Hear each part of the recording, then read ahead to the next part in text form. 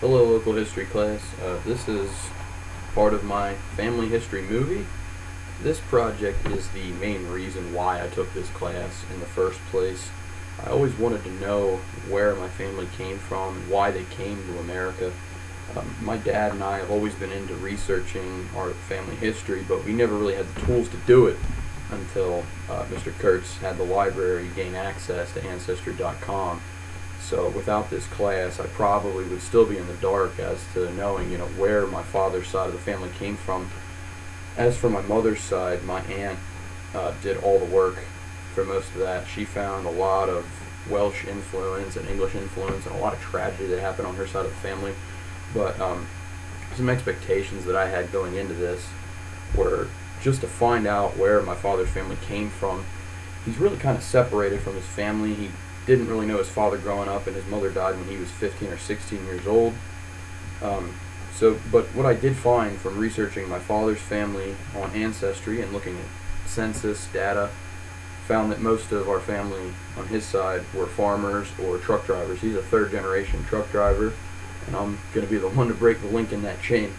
I plan on going to Millersville University, going into secondary education, teaching social studies on a high school level.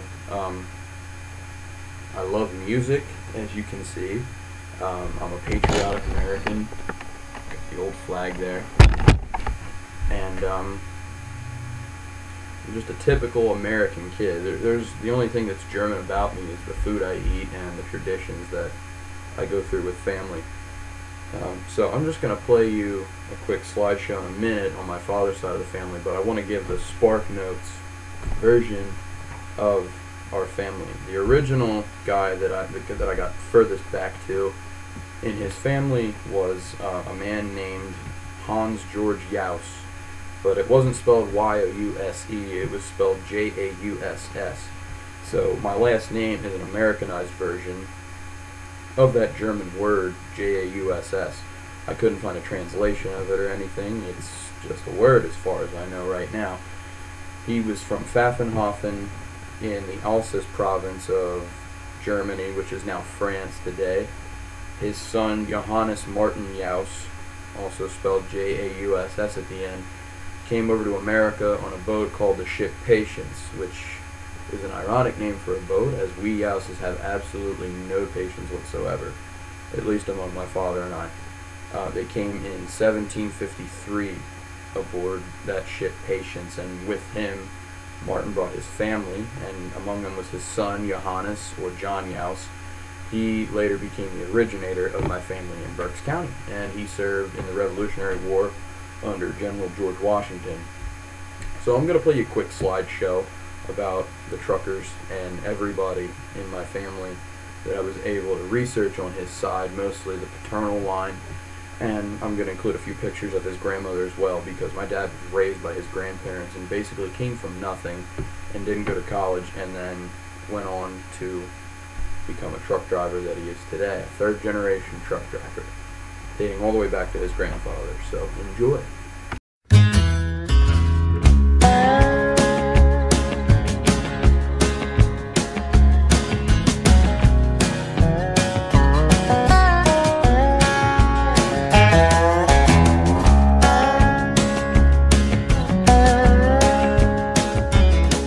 There's 1,000 miles in 18 hours. I got a double drive down southbound 35.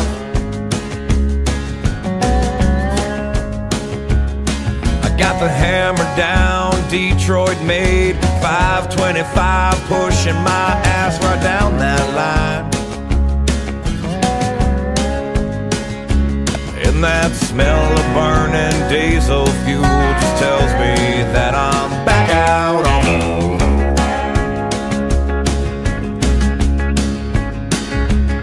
I got a full-grown creeping up on my tail, and I won't make bail in this small-town jail, no, not round here.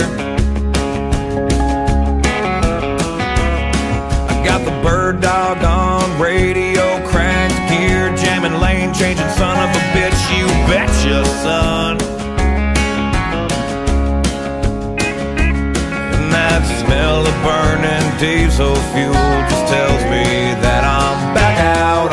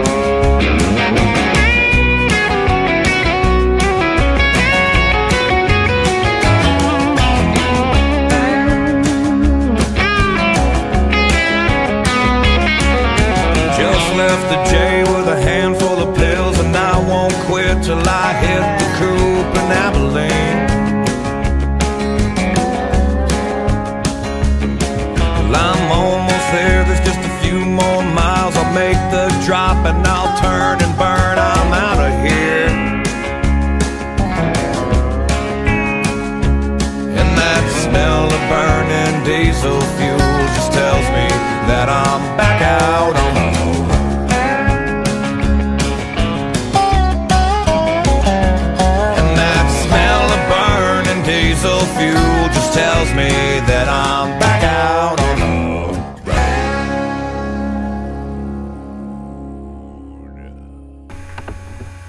Okay, I hope you enjoyed that segment of my family history movie on my father's side of the family, and now I'd like to talk to you about my mother's side of the family, specifically her father's part of the family tree. Going back, her great-great-grandfather, by the name of Thomas Picton, was born in Wales in 1860. He lived on Shawnee Avenue in Plymouth, Pennsylvania, after he immigrated to America, and he was a mine foreman up in Plymouth and was killed in a mine collapse at Gaylord's Slope. It was a mine that was open around that time, and this was in February of 1894. So he was only 34 years old at his time of death, which was extremely unfortunate. He did leave behind a daughter by the name of Minnie Picton. She was born in December of 1884, so she was about 9 years old at the time of her father's death. She also suffered an untimely death as the result of a squib factory fire. She was killed in this fire at the age of 21, and she had a son whose name was also Tom, who was 7 years old at the time that she died. She was already widowed because her husband had died while she was pregnant with this younger Thomas Picton. And the story is extremely complicated, but the man who she was married to, we could not find a first name to. We just had a last name, Cummings, which I believe to be an English last name. So here's where it gets complicated with my mother's side of the family. Her maiden name is actually kind of a false name. It should really be Cummings if everything had played out right, but not everything in history plays out right. So when Minnie Picton died and young Tom was only 7 years old, he's adopted by his grandmother, who was the widow to the original Thomas Picton, the mine foreman who was killed in a mine collapse.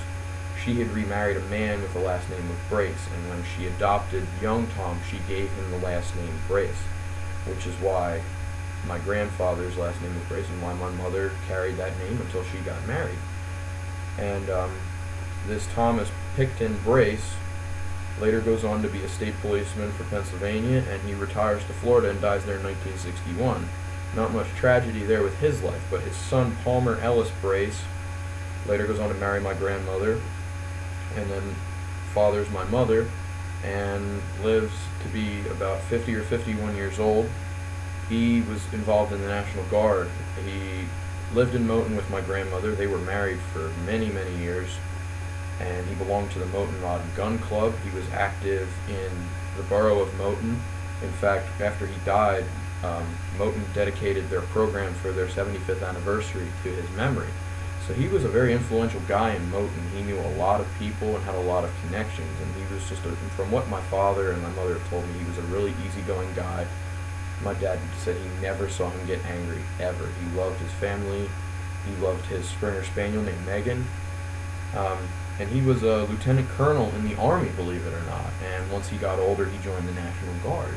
And my dad was amazed because my mother told him, my dad is in the Army, he's a lieutenant colonel, and he's expecting him to be this real rough and tough guy, and he was just such a mild-mannered human being. I would have liked to have met him, but he died, sadly, about 15 years before I was born. So, just going back through all of that, of 4 generations, 3 people had untimely deaths. So I would like this following slideshow to focus on the tragedy and the remembrance of the lives of those who lost their lives before it was their time. So, and I would also like to focus on my mother and I. I mean, it is Mother's Day today when I'm filming this. So I would just like to take a moment to honor the memory of Thomas Picton Brace, Thomas Picton, Minnie Picton, and Palmer Brace, and to honor the relationship that I had with my mother, and to honor my mother's side of the family in this segment. So thank you for watching.